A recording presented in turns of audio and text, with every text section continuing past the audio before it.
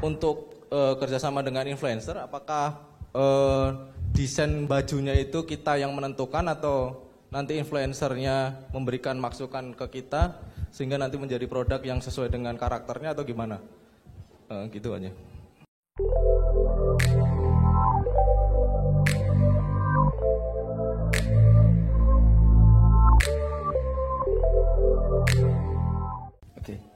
Kita nggak punya tim desainer, kita nggak punya desain di Giom itu nggak ada desainer kita ya market leader, banyak desainer kita, ada Pull & Bear, Zara, H&M, Uniqlo, jadi semua mereka jadi referensi ya buat kita ya. Tapi yang bisa menggabungkan tren mereka untuk market yang pas di tempat kita kan ya kita, yang tahu stylenya kita itu masuk di kategori mana dengan karakter barang yang harus disediakan seperti apa, yang tahu kita kan, kita pelakunya. Jadi sebenarnya referensi di luar, buka Pinterest juga ketemu semua mau model kayak apa. Kalau susah mau lebih advance, saya biasanya kalau lebih advance saya beli barang itu. Saya kasih tukang potong, saya pasti jadi. Nggak usah pakai desainer. Jadi karena kan saya pakaian cewek, ada pakaian basic sama pakaian yang seasonal. 70% sales saya itu disupport sama produk-produk basic. Celana basic, kemeja basic, sweater basic itu 70-80%. Sisanya ketika ada event-event tertentu itu kayak kolaborasi, kayak itu baru itu yang 20-30% itu produk-produk yang cycle-nya cepat. Itu nature jualan saya seperti itu. Ada juga yang jualannya dengan cara limited. Maksudnya itu tergantung style dan cara kita menjajak cara kita jualan. Itu stylenya beda-beda. Saya nggak punya desainer, fashion designer. Saya pernah rekrut, saya pernah open recruitment, saya pernah interview. Setelah saya putusin, saya belum butuh gitu. Terus kalau produk itu harus dibuat 2 orang biar feel-nya dapat. Kalau kita cekokin produknya seperti ini ya, dia nggak akan ada rasanya. Dan kayak tadi loh, pembangunan value untuk produk-produk yang signature itu nggak dapat. Jadi akhirnya tadi kayak produk yang saya bikin cuma menginsert bunga matahari dengan bordir itu menurut saya bagus. Kayak Nike kolaborasi dengan Off-White cuma menginsert jahitan zigzag di logo Nike dan kain sama kabel tis dikit itu udah sangat luar biasa. Jadi pemberian aksen dan membuat produk kita signature itu penting. Jadi memang harus diskusi sama dia. Dan disesuaikan sama karakter kita ya. Karakter brandnya kan punya karakter kan. Seperti itu mungkin, Mbak. Jadi nanya, Mbak. Hampir sama. Mas, untuk start, bentar. Mas, nama saya Nindya. Ya, saya lanjut dari yang tadi sih. Saya pernah tahu sih dari teman saya yang bisnis hijab juga, kalau nggak salah kalau kerja sama gitu kita harus hubungin kayak apa sih ini manajemen endorse-nya gitu nggak sih Mas? Jadi kayak Dwi Anda itu dia udah ada rate-nya, terus boleh dijelasin nggak teknisnya? Soalnya saya pernah lupa gitu. Atau Mas personal langsung ke Dwi Anda, ngomong nih rate-nya harganya berapa, terus nanti dapat persenan berapa, atau tuh sebenarnya kita harus melalui manajernya, udah ada manajemen endorse-nya, jelasin detailnya dan lain-lainnya itu. Ya, pengalaman saya lewat personal karena kita udah mulai bikin hubungan sama dia, jadi kita bisa deal personal dan itu lebih bagus ya, dan lebih enak. Pasti dealnya lebih bagus dan lebih enak. Saya dulu pas pertama mau deal sama dia, saya lewat manajemen dan segala macam itu susahnya minta ampun dan pasti susah. Dan mereka juga kebanyakan itu kan hitungannya, kamu pokoknya harus ini gitu. Dan akhirnya ujung-ujungnya nggak deal. Tapi lewat manajemen itu bisa untuk entry level ya. Kalau kita benar-benar nggak punya akses, kita bisa masuk lewat situ dan kita bisa akhirnya bisa punya interaksi sama mereka dan bikin relationship yang bagus. Jadi artis juga ya meskipun sekelas Dwi Anda itu mereka juga pilih-pilih ya yang mau kerja sama juga. Kayaknya ya. Ya tadi loh, memantaskan diri kita lah, memantaskan diri kita. Kita kira-kira kita itu bisa nggak memenuhi ekspektasi ini. Jadi harapannya kalau kita biasa jualan sebulan 5.000 dengan event ini kita bisa menjual jadi 10.000 gitu. Dan dia juga, dan efek kedepannya kan kita juga akan naik lagi karena kita banyak customer base yang baru kan. Iya, Mas sama bahas yang tentang desain dikit ya. Tadi kan bahas nih. Masnya desainnya dari kita sendiri nih, kita nggak punya desainer. Nah gimana caranya tetap identity dari brandnya tuh tetap muncul meskipun Mas itu nggak ada. Karena saya banyak dari beberapa supplier baby dipegang oleh cowok-cowok yang koko gitu kan, yang taste-nya taste cowok itu beda sama yang taste-nya cewek. Terus ketika dia udah nggak ada, identitinya tuh udah hilang wis, karena taste-nya orang itu yang punya. Nah ketika orang ini udah nggak ada, identity brandnya tuh udah hilang. Nah Iya. gitu gimana kalau tetap stay sampai? Jadi ya bener, emang orang yang kalau jangankan itu ya, jangankan desain, orang yang mimpin beda, CEO perusahaan berubah, perusahaan itu culture-nya akan berubah. Jadi ketika head of desainnya berubah, ya semuanya akan berubah. Tapi kita bikin batasan.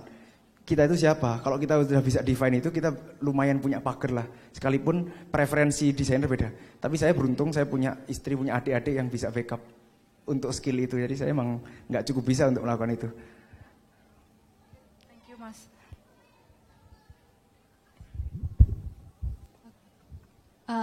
Selamat sore.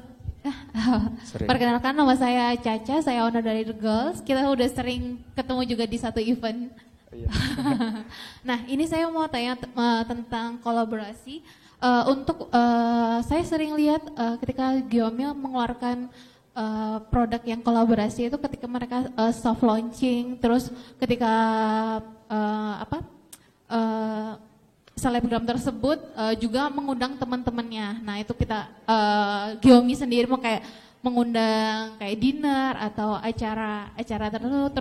Terus ada juga yang terakhir saya tahu itu ada jalan-jalan. Nah itu cara ngebudgetnya itu gimana? Atau untuk di awalnya juga waktu kita misalnya mungkin di Dwi Handa itu tadi ada teman-temannya yang juga itu ya influencer juga ya Mas ya. Nah itu selain misalnya kita cuman kasih produk jelas, mungkin ada juga yang pasti nggak mau kan waktu diundang makan atau apa. Nah itu gimana cara untuk ngelobi dari influencer yang kita ajak itu?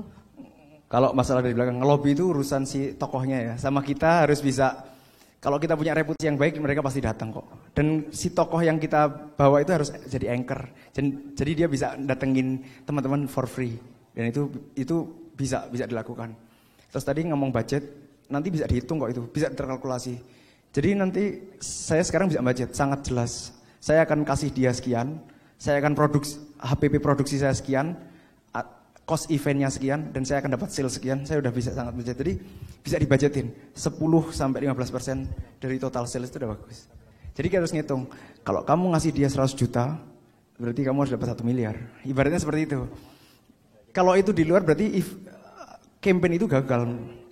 Makanya kita berhasil atau tidaknya suatu campaign itu kan benar-benar persiapannya harus bagus. Kita harus benar-benar bikin sesuatu yang bagus. Jadi kita siapin katakanlah 1000 pieces gitu. 1000 pieces dengan untuk menjual 1000 pieces, outputnya berapa sih? Jadi cost yang mau kita spend berapa? Kalau kita udah besar-besaran, kita harus juga bisa ngatur. Ini kira-kira kita harus bisa menjual berapa? Saya dulu pertama juga pas mulai ngomong 8.000, 10.000 itu juga mulai nervous. Tapi karena itu bisa dilakukan, kita bisa ngitungnya jadi lebih objektif. Jadi bisa dibudget. Jadi dibudget dari awal, kita kira-kira untuk event ini, kolaborasi ini, project ini akan seberapa besar. Quantity dikali pricingnya berapa, nanti kita tahu kita akan bisa spend berapa ke mereka. Seperti itu Bu. Oh iya, kalau yang untuk misalnya kayak yang jalan-jalan, nah mungkin itu kan ada budget untuk kayak tiket hotel atau kayak pesawat, makan. Ya lumayan dan mahal lain-lain. itu emang. Nah, iya makanya itu cara ngebudgetnya. Memang dibudget di awal. Jadi sama, ekspektasinya cost-nya kan sama kan. Cost untuk mereka sekian. Cost untuk event, kalau kita punya event launching sekian. Cost untuk operasional dan akomodasi yang lain-lain sekian. Dan itu total cost-nya berapa? Ya, ekspektasi revenue-mu berapa? Jadi ekspektasi revenue akan ketemu quantity kan. Jadi kita keluar duit 150, itu equal 10%, seumpamanya, atau 20% lah. Berarti kan kali 5, kita 750 lah ekspektasi salesnya untuk event itu. 750 juta itu akan diselesaikan dalam berapa lama? 1 bulan kah? 2 minggu kah? Atau 2 bulan? Event, anggap 1 bulan. 750 juta dalam 1 bulan, itu barang kita harganya berapa? Barang kita 100.000 berarti siapin aja 7.500. Jadi level confident kita untuk melakukan itu ya, itu kepekaan kita. Dan kejelian kita melakukan kolaborasi dan event itu sehingga memenuhi target kan. Jadi seperti itu Bu, jadi budgetin di awal, terus ekspektasinya seperti apa. Dan kita baru akan turun ke bawah ke quantity sama ke timeline-nya. Jadi pengalaman saya bagus, jadi timeline itu saya targetin 1 bulan, tapi dia akan selesai dalam waktu lebih cepat. Makanya setelah nanti pengalaman akan tahu harus bikin berapa. Stoknya akan kita harus siap prepare berapa, kita akan lebih peka kalau kita udah melakukan itu secara berulang. Jadi memang kalau misalnya untuk acara jalan-jalan segala macam itu memang dari full emang Iya, dari sudah kita di budget. gitu kan, Iya. Iya. Nggak mau mereka bayar lah. Oke. Terima kasih Mas Iya, Yuda. sama-sama. Cukup, ada lagi? Gimana? Rasa penasarannya sudah terpuaskan? Ya kalau mau tanya-tanya langsung boleh kan Mas ya? Ada Boleh, WhatsApp gitu, langsung Mas. kontak aja Yang atau penting jangan WhatsApp manja gitu ya. Ya itu masih ada Mas, masih ada yang penasaran kayaknya.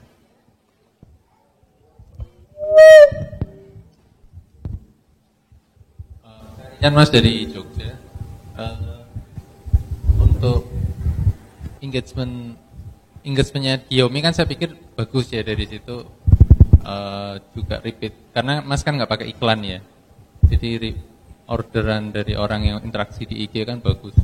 Terus juga tadi ditopang sama kolaborasi. Nah, tipsnya untuk mengubah follower menjadi pembeli itu gimana sih Mas? Karena saya lihat kan setelah kolaborasi pun yang produk-produk lain pun juga komennya tuh komen serius beli gitu ya. Benar nggak Mas? Iya. Nah itu tipsnya untuk mengubah follower kita menjadi pembeli itu seperti apa? Karena kan itu bukan hal yang mudah juga ya. Makasih. Jadi kalau produk kita itu pas, produk kita itu adalah sesuai kebutuhan market yang kita kasih.